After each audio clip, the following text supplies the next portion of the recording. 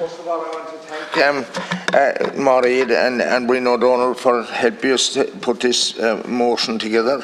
And what we're essentially calling for, Minister, is that government must make an order that there is a definite legal requirement on business and all entities to accept cash as a method of payment. Since COVID, we've sleepwalked into this situation where now many places are still continuing to demand and offer no cash for payment.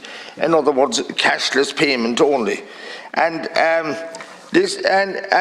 additionally, the motion calls on the government to lead by example and insist that it is a requirement that all public bodies must accept or facilitate the acceptance of cash for the payment of goods, services, taxes, levies, fees and charges.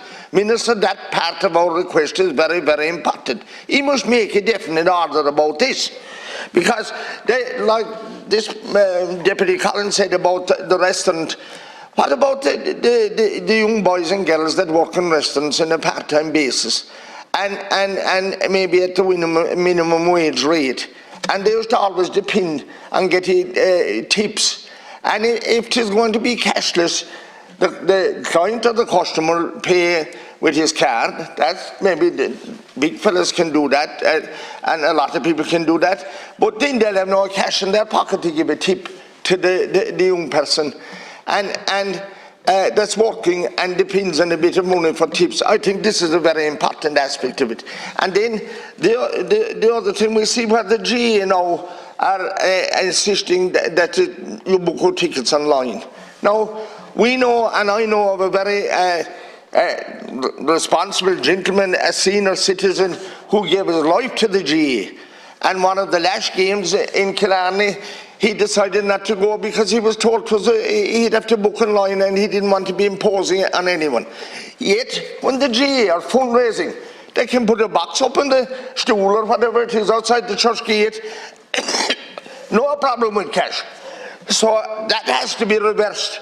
The GA are a respected part of our culture and our identity and who we are, and we're depending on them to lead the way, and they can't insist on cash only, and I'm asking you to make an order in relation to that. What about the old people then that are maybe not able to travel themselves, and they have so much money and they want to give so much to bring a message to them or to bring some product or something from the chemist or whatever it is, and they give cash for it? How's the card going to work in that situation? And what about many parts of rural Ireland? We have no internet or no computer, and there's no availability, and when the power goes out, what's going to happen?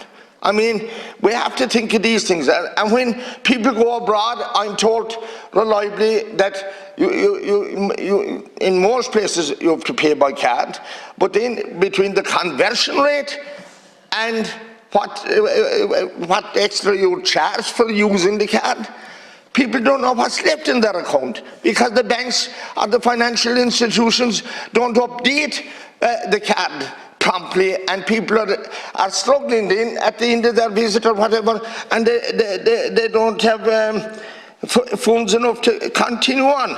So them things are very, very important, and there's no good agreeing with our motion. He must act, and we're asking you to make an order that is a legal requirement to accept cash by every whole one.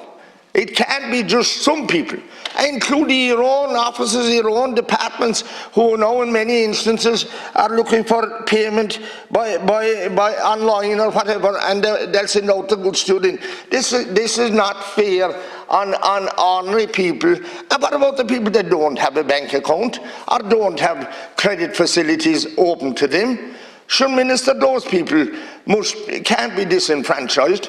So I'm appealing to you in the strongest terms, and yes, we would have liked to see the minister here, but you're a minister too, and we appreciate that, and we're depending on you to take our message and ask for our request to be adhered to, because this is very, very serious. We're going down the wrong road if we're going to allow a cashless situation to rise, because it's just not fair on ordinary people.